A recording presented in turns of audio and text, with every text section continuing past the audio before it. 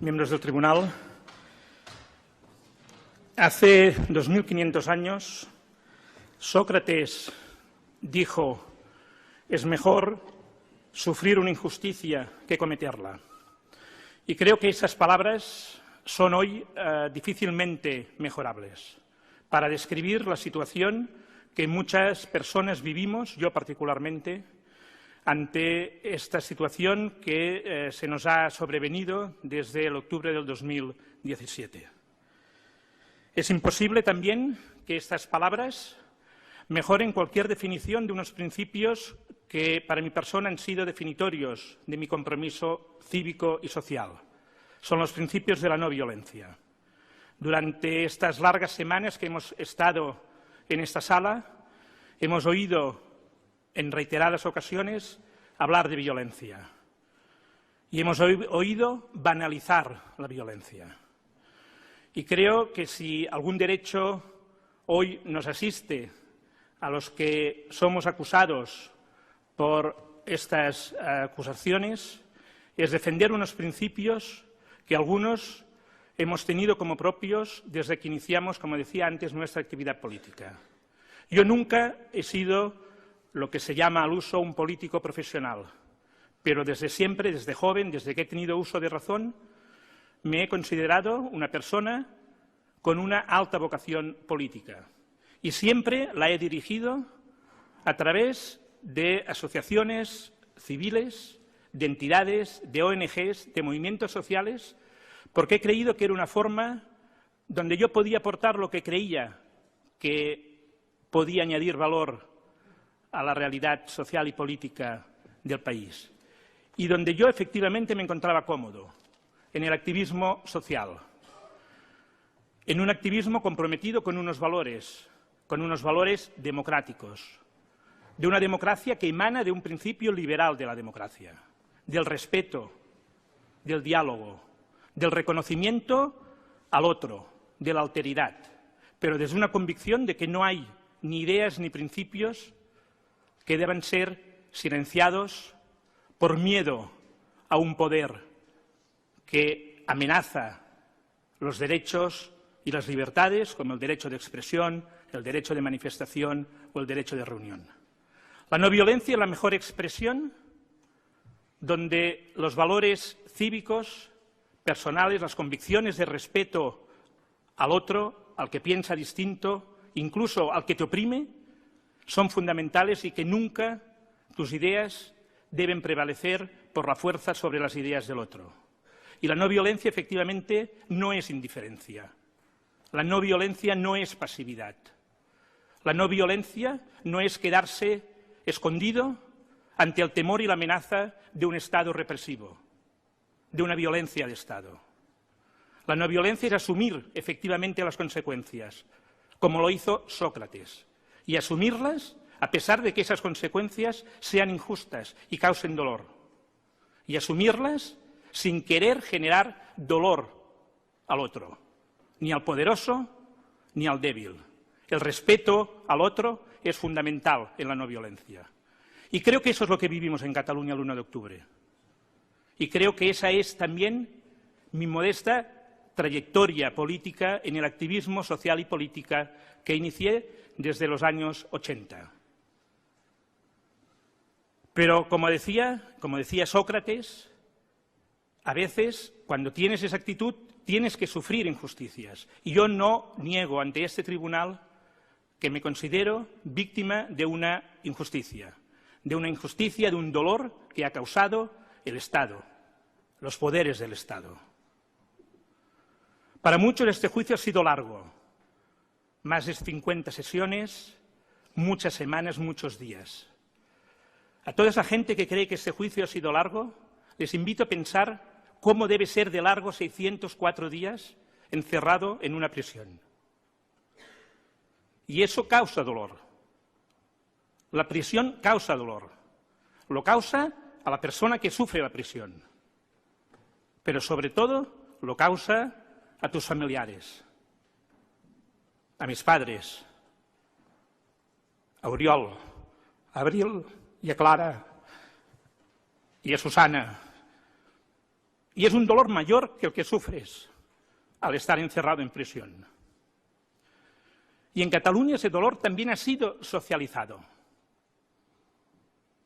Y la gente, las personas, la sociedad, ha vivido con dolor nuestra prisión. Y ese dolor, de manera paradójica, ha generado frustración, ciertamente, pero también los mejores valores de solidaridad en miles, en centenares de miles de personas que viven en Cataluña. Y ha habido esa capacidad para dar la vuelta al dolor y generar valores cívicos, de cohesión social, de compromiso público. Y yo me siento orgulloso hoy de formar parte de una sociedad que ha superado el dolor con voluntad de solidaridad, con cohesión. Y hoy yo afirmo, quizá en mi versión universitaria, académica, politológica o sociológica, como le quieran llamar, que en Cataluña hoy hay mejor capital social que había hace unos años, que hay mayor confianza interpersonal. Y quiero que también lo valoremos y que demos valor a esa realidad, a esa fuerza asociativa, cívica, a esa cultura cívica que en Cataluña, a pesar de ese dolor que vivimos desde el octubre del 2017, se ha podido generar. La prisión me ha enseñado muchas cosas. Y una de ellas la quiero hoy poner en esta última intervención mía ante este tribunal para invitarles a ustedes que tienen capacidad de influencia en los órganos judiciales y también a la opinión pública que nos estará viendo y a los legisladores para que tomen nota. No me afecta a mí probablemente porque en pocos meses, en pocas semanas, eso lo sabrán ustedes, mi prisión preventiva se habrá finalizado. Pero creo, y yo asumo la crítica de no haberme dado cuenta antes, de una enorme injusticia que debería modificarse en España, el uso y el abuso de la prisión preventiva. Un abuso que es utilizado a menudo por parte del Ministerio Fiscal para lograr beneficios a posiciones con elementos probatorios muy débiles, porque presos que están en situación de privación de libertad después de 18, de 24, de 36 meses, con penas elevadísimas, que de la noche por la mañana el Ministerio Fiscal les ofrece una rebaja de penas que les va a permitir salir inmediatamente en libertad, si aceptan esa invitación, a cambio de declararse culpables cuando a lo mejor no lo son. Y eso se produce, porque finalmente las personas valoramos, hacemos un cálculo de oportunidades y de costes y beneficios. Y la gente dice, llevo 2 años en prisión, me piden 4, me dicen que sea culpable, no lo soy, pero eso me garantiza salir, porque no voy a jugarme a la ruleta rusa que un tribunal me condene a 11 años o a 9. Les pido, pues, ustedes que pueden, que hagan lo posible para que España avance en calidad democrática y de justicia y siga también las instrucciones que organismos internacionales han hecho al respecto sobre el uso correcto de la prisión preventiva. En este juicio hemos visto de una manera sorprendente cómo lo que se quería evitar, que era la concepción política de este juicio, ha entrado de lleno. Y ha entrado fundamentalmente y de manera sorprendente, y si alguien tenía dudas, en buena parte por el Ministerio Fiscal. Y si alguien duda de lo que digo, le invito a escuchar la última intervención del fiscal Zaragoza. Creo que es una evidencia que en este juicio fundamentalmente hemos hablado de política y de derechos fundamentales. Y es injusto para este tribunal que tenga que resolver un problema de naturaleza estrictamente política. Yo creo que ustedes no tienen la solución al problema que les ha venido encima. Ustedes difícilmente, porque el Poder Judicial no puede resolver un problema político. Pero sí que es cierto que ustedes tienen una responsabilidad que es no agravar la crisis política. Y esa es una responsabilidad que no es menor. No me gustaría estar en su piel, en sus pieles, para dar respuesta a todo lo que se ha planteado durante estos largos meses. Pero lo que es evidente es que hoy tenemos un problema político que ha sido irresponsablemente traspasado al Poder Judicial y este tendrá que resolver, tendrá que decir algo. Ojalá, como decía Andreu van den Eyden, su sentencia sirva para ayudar a resolver lo que la clase política de ese momento fue incapaz de resolver, que era un problema político que solo desde la política se podría encontrar solución. Pero lo más sorprendente de este juicio ha sido la negación de la realidad, la negación de la verdad por parte de las acusaciones, particularmente del Ministerio Fiscal y de Vox. Decía una autora para muchos de referencia, Hannah Arendt, que la verdad, aunque resulte impotente y siempre salga derrotada en un choque frontal con los poderes establecidos, tiene una fuerza peculiar. Hagan lo que hagan quienes ejercen el poder, son incapaces de descubrir o inventar un sucedáneo viable de ella. La persuasión y la violencia pueden destruir la verdad, pero no pueden reemplazarla. El 1 de octubre no fue una jornada de violencia. Lo podrán decir 1000 veces, lo podrán decir más alto de lo que yo ahora hablo, pero no podrán convencer a la gente que vivió el 1 de octubre que eso fueron jornadas de violencia, porque la violencia no estuvo presente, a no ser que queramos transmutar el concepto de violencia en un concepto etéreo.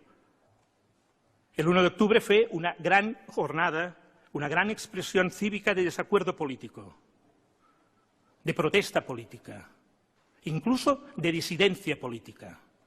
Algunos la hemos definido como un gran acto de desobediencia, el más importante en Europa. Si por importante consideramos la gente que participó, más de 2 millones de personas. No sé si fue un acto de desobediencia en la medida que ningún tribunal prohibió a los ciudadanos votar, pero fue un acto de afirmación de dignidad. Y eso es lo que ustedes tendrán que juzgar y valorar hasta qué punto es legítimo el derecho a la protesta, incluso a la disidencia, y hasta qué punto es necesario e imprescindible para una democracia que hayan entidades sociales, movimientos ciudadanos, ciudadanos que no son miembros de ningún partido político, que no participan de las instituciones, que quieran ser miembros activos en la vida política de un país. Qué difícil un país que pierde la capacidad y el nervio para tener una sociedad activa. Deben ser muy conscientes, seguro que lo son, que de su sentencia se va a derivar también la lectura sobre el límite de derechos fundamentales políticos, democráticos, liberales. El derecho de reunión, el derecho de manifestación, el derecho de la disidencia. Y eso es fundamental no solo para los 12 que hoy estamos sentados en el banquillo, sino para sociedades de nuestro entorno y, sobre todo, para el futuro de la democracia en Cataluña y en España. Fíjense que de un conflicto político territorial, que la Constitución del 78 no da respuesta y que después de muchos años ha salido con el proceso denominado en Cataluña de autodeterminación, hemos pasado a un conflicto también de derechos y libertades. Hoy nadie puede negar que no solo está en duda el futuro político de España y Cataluña como una unidad única, sino que también está en duda la profundidad de los valores democráticos y de los derechos y libertades.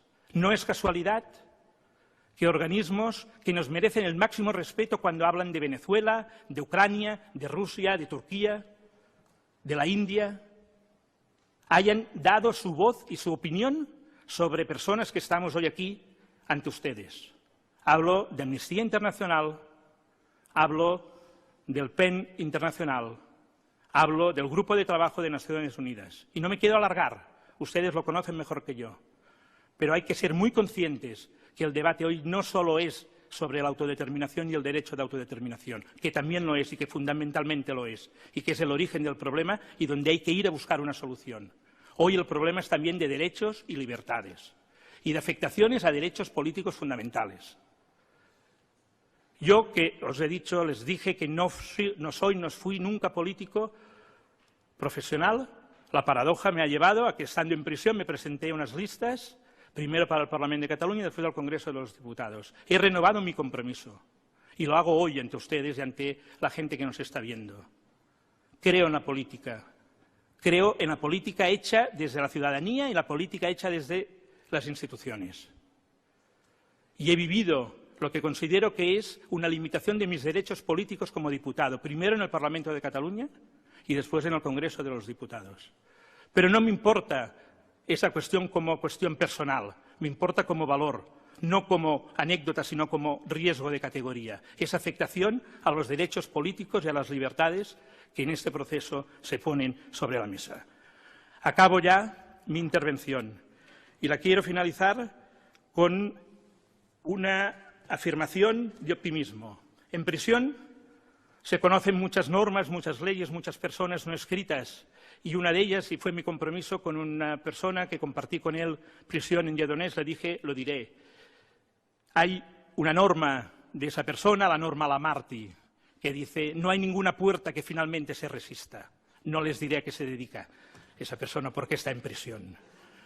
Esa metáfora de la puerta que no se resiste en Lamarty es la metáfora que yo quiero poner aquí encima. En política, en democracia, no hay puertas que se resistan si hay una mayoría de la ciudadanía que lo quiere.